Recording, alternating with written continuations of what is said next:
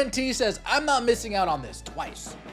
We missed out on this once because Unrivaled is garbage. Nobody watches, nobody cares, nobody pays attention. It's gimmick basketball. We already threw our money out the window and lost out. Damn. The business of professional sports broadcasting is a ruthless, unforgiving blood sport. It is an industry built on cold, hard mathematics, where television networks gamble hundreds of millions of dollars on a singular promise. They are gambling on eyeballs. When a network executive signs a massive broadcast deal, they are not investing in the love of the game. They are not investing in a cultural movement. They are not trying to push a feel-good public relations campaign. They are buying guaranteed human attention so they can sell that attention to global advertisers at a premium price. For the past year, the mainstream sports media has been forcefully shoving a highly sanitized, carefully curated narrative down your throat. They have desperately tried to convince you that the sudden historic explosion in women's basketball viewership is a collective achievement. They want you to believe that the rising tide has lifted all boats and that the American public has suddenly fallen in love with the entire ecosystem of the sport. They want you to think that the veteran players, the legacy stars, and the traditional product are exactly what the fans are tuning in to see. But behind the closed doors of corporate boardrooms, a terrifying financial reality has set in. Network executives have finally realized they were sold a massive multi-million-dollar lie. The public did not fall in love with the ecosystem. The public fell in love with a singular, once-in-a-century anomaly. Her name is Caitlin Clark, and the establishment's desperate, frantic attempt to prove they could survive without her has just triggered one of the most catastrophic corporate backfires in the modern history of sports television. This is not just a story about television ratings. This is a high-stakes corporate thriller about toxic arrogance, network panic, and a rogue gimmick basketball league that is actively destroying the physical health of its own franchise players right on the eve of a massive labor war. The veteran players of the WNBA tried to build their own empire to prove they did not need Caitlin Clark. Instead, they built a trap, and the walls are rapidly closing in. Let us start by exposing the grand illusion. A year ago, a group of veteran WNBA players launched Unrivaled, a 3-on-3 startup basketball league. On paper, it was pitched to the media as a revolutionary, player-owned entity that would keep talent domestic, pay them handsomely, and capitalize on the massive surge in women's basketball popularity. The executives at TNT Sports, still reeling from the devastating, humiliating loss of their legacy NBA broadcasting rights, were desperate for live sports inventory.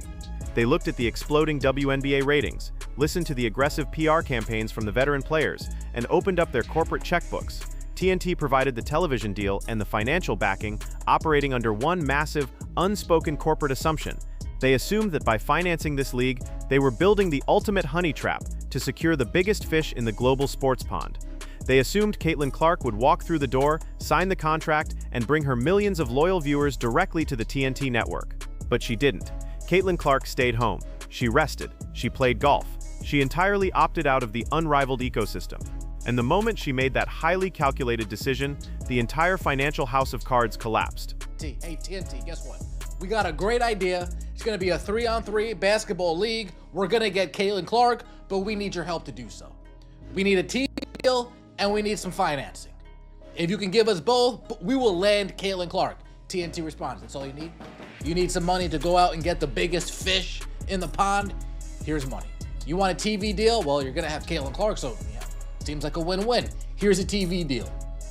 Fast forward a year and a half, Unrivaled. Listen closely to the brutal reality of television economics that was just laid out.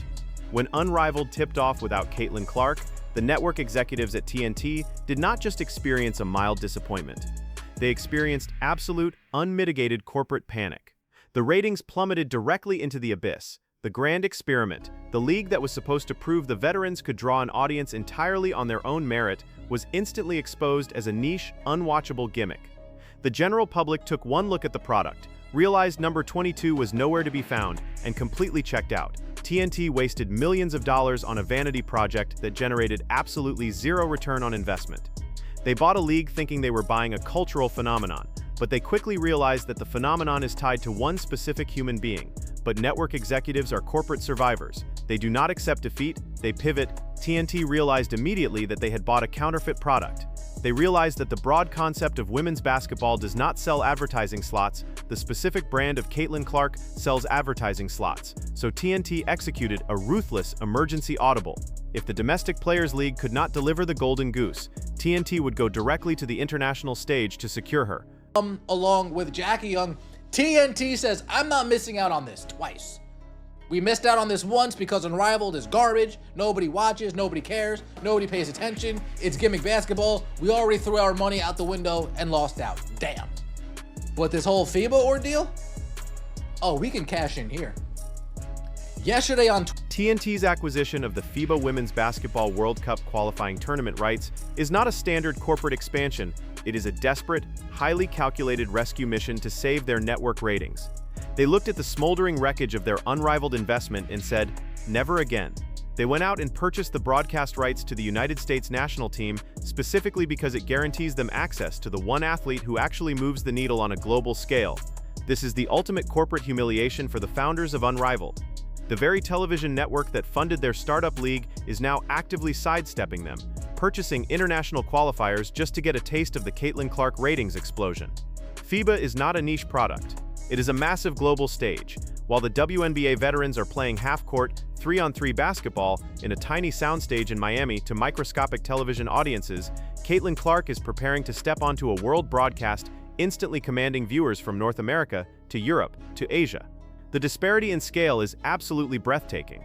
TNT knows that a relatively meaningless qualifying game featuring Caitlin Clark against Senegal on a Thursday afternoon will draw exponentially higher viewership than the primetime championship game of the Unrivaled League. But the failure of Unrivaled is not just measured in television ratings and lost revenue. The true structural breakdown of this entire saga is measured in human collateral. To understand the sheer magnitude of the disaster currently unfolding behind the scenes, you have to look past the corporate boardrooms and look at the brutal physical realities of professional basketball. The human body is a rapidly depreciating asset. Professional athletes only have a finite number of jumps, hard stops, and lateral cuts in their knees and ankles before the structural integrity of their ligaments begins to fail. The WNBA veterans built Unrivaled to be a highly physical, fast-paced, 3-on-3 environment. But what they entirely failed to account for is the devastating physical toll this unregulated, gimmick style of play takes on professional athletes, specifically, franchise bigs who carry more weight and absorb more impact. This brings us directly to the tragic, heartbreaking reality of Aliyah Boston. Aliyah Boston is the absolute cornerstone of the Indiana Fever's front court. She is the essential pick-and-roll partner, the elite defensive anchor, and the foundational piece that allows Caitlin Clark to operate at maximum efficiency. She was supposed to be standing right next to Clark on the global stage, representing the United States of America in the FIBA qualifiers, showcasing the dominant future of American basketball to the entire world. Instead, she is on a plane back to Indianapolis, her immediate basketball future entirely in doubt, her body broken by a league that never should have existed in the first place. Well, Aliyah Boston will no longer compete in the World Cup qualifiers after her right lower extremity injury in Unrivaled. Fever PR, Aliyah Boston will return to Indianapolis for further evaluation. Additional updates will be provided as they become available. Aliyah Boston got injured in Unrivaled. Reason number 762 why Unrivaled is a waste of everybody. Aliyah Boston suffered a lower extremity injury playing in Unrivaled. A meaningless off-season exhibition league just cost a generational talent her opportunity to compete for her country on the world stage alongside the biggest draw in the sport. This is reason number 1000, why Unrivaled is not a revolutionary step forward for women's basketball. It is an active hazard to the actual professional ecosystem. It is a rogue, unregulated operation that is literally cannibalizing the WNBA's actual superstars. Aliyah Boston did not get hurt fighting for a WNBA championship. She did not sacrifice her body in the pursuit of a gold medal. She got hurt playing in a fabricated television product that nobody is watching, risking her entire career for a fraction of what she is actually worth. But the implications of this severe injury go far deeper than a missed international tournament. This injury exposes the massive, hidden leverage in the impending WNBA labor war. Right now, the WNBA Players Association is aggressively pushing toward a league-wide strike. They are threatening the billionaire owners, demanding massive, unprecedented increases in revenue sharing, and posturing as an impenetrable, unified labor force. But labor negotiations are entirely dependent on infrastructure, and the players are about to realize they have severely miscalculated their own vulnerability. If the WNBA players successfully trigger a lockout, the owners will completely shut down the league's operations. That does not just mean the direct deposit paychecks stop hitting their bank accounts. It means the entire medical infrastructure of the league disappears overnight.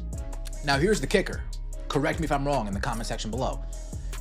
If there's a lockout, if there's a strike, does Aliyah Boston have access to the Indiana Fever medical team anymore? Or does she now need to go find her own means of rehabbing, her own means of getting healthy again? Players need to think about that possibility as well. Unrivaled's all fine and dandy until you realize all the actual... This is the cold, terrifying reality of a labor strike that the union leadership is desperately trying to hide from its rank-and-file players. If a lockout occurs tomorrow, does Aliyah Boston have access to the Indiana Fever's state-of-the-art medical team? Does she have access to the franchise's multi-million-dollar rehabilitation facilities? Does the league's comprehensive health insurance continue to cover the elite, specialized orthopedic care required to reconstruct the lower extremity of a premier professional athlete? The answer is no. If you strike against the billionaire owners, you are entirely on your own. Unrivaled does not possess the medical infrastructure of a billionaire-backed professional sports franchise. They do not have the infinite resources required to properly manage, diagnose, and rehabilitate severe, long-term athletic injuries. The players were completely blinded by the upfront cash of Unrivaled, completely ignoring the massive, hidden expenses that the WNBA covers for them on a daily basis. Nutrition, world-class physical therapy, specialized MRI imaging, orthopedic surgeons on permanent retainer. All of that vanishes into thin air the second the Players Union decides to play a game of chicken with Adam Silver and the ownership group. Players are actively putting their bodies, their careers, and their future earning potential on the line for a startup league that fundamentally cannot protect them when the worst-case scenario happens. And this leads us to the explosive, undeniable endgame of this entire corporate saga. The WNBA owners are watching this disaster unfold in real time. They are watching the ratings tank, they are watching the injuries mount, and they are preparing to drop the absolute hammer on the Players Union. The owners know that the current media rights deal has infused the league with unprecedented capital. They are preparing to offer players massive, life-changing contracts, with franchise stars potentially earning up to $1 million a year. But billionaires do not become billionaires by handing out million-dollar contracts without aggressively protecting their investments. If a WNBA owner is going to guarantee a player a massive guaranteed salary, they are going to demand absolute, unwavering exclusivity. She was paid the $1 million max. Will you let her play in another league and possibly get injured? Won't teams want to protect their investments? Absolutely. Absolutely. We haven't heard anything about exclusivity, but if I'm paying you $1 million, your ass better not be playing in no bullshit league, especially a 3v3 gimmick basketball. This is the kill shot. This is exactly how the corporate establishment takes total, unyielding control over the players. When the new collective bargaining agreement is finally signed, the WNBA owners will install strict, non-negotiable exclusivity clauses. They will point directly at the wreckage of Aliyah Boston's injury. They will point at the tanking, embarrassing television ratings of Unrivaled. And they will present a brutal ultimatum to the union. If you want the $1 million WNBA maximum contract, if you want the state-of-the-art medical care, if you want the global exposure provided by our network partners, you will never set foot on an Unrivaled court ever again. You cannot accept a maximum contract from a premier professional sports league and then risk your catastrophic physical destruction in a 3-on-3 gimmick league in the middle of the winter. The owners will not allow it. The corporate insurance companies will absolutely not underwrite it. It violates every principle of fiduciary duty. The veteran players who built Unrivaled thought they were creating the ultimate leverage tool. They thought they were building a parallel economic ecosystem that would force the WNBA owners to bow to their demands.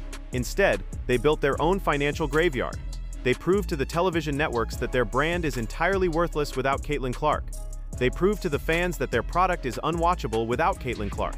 And most devastatingly, they proved to the WNBA owners that allowing players to participate in unregulated off-season leagues is a massive financial liability that must be shut down immediately and permanently. Caitlin Clark won the most complex, high-stakes power struggle in the history of women's sports by doing absolutely nothing. She stayed home, protected her $1 million body, focused on her game, and let the arrogance of the veteran establishment completely destroy itself. TNT Sports has officially abandoned the Unrivaled experiment, pivoting their billions of dollars to follow Clark to the global stage. The WNBA owners are actively weaponizing Aliyah Boston's tragedy to strip the players of their off-season freedom in the upcoming CBA negotiations. And the Players Union is marching blindly toward a lockout that will strip them of the very medical care they now desperately need to survive. The media smokescreen has officially cleared. The manufactured illusion of veteran unity is shattered. The reality of the sports business is cold, calculated, and absolute. You either move the needle, you generate the revenue, or you are systematically crushed by the machine. I want to hear from you. Drop down into the comments right now. Do you think the WNBA owners should ban players from participating in Unrivaled to protect their multi-million-dollar investments? Will Aliyah Boston's devastating injury force the players to reconsider a strike, or is the union too blinded by their own ego to realize the extreme danger they are currently in? Let me know your thoughts down below. If you want the unapologetic truth about the business of sports, the brutal financial realities behind the scenes, and the stories the mainstream sports media is absolutely terrified to cover, hit that subscribe button, turn on notifications, and share this video. We do not do sanitized public relations narratives here, we expose the reality hiding in the shadows. Stay sharp. I will see you in the next one.